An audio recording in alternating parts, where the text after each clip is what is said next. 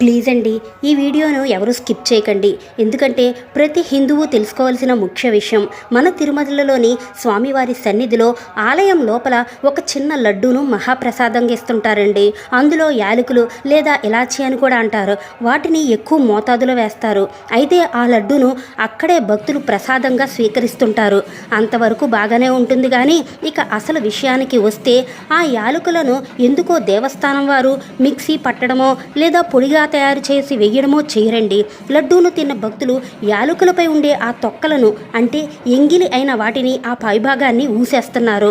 మనం ఎంత పవిత్రంగా స్వామివారి ఆలయాన్ని భావిస్తాము, కానీ భక్తులు చేసే ఈ పద్ధతి నాకు మాత్రం చాలా బాధేసిందండి. నాకు అనిపించింది నేను మీకు చెప్తున్నాను. మీరు ఎప్పుడు తిరుమల వెళ్ళినా చూడండి, మొత్తం ఆ ప్రాంగణం అంతా ఆ యాలకుల తొక్కలే కనబడుతున్నాయి.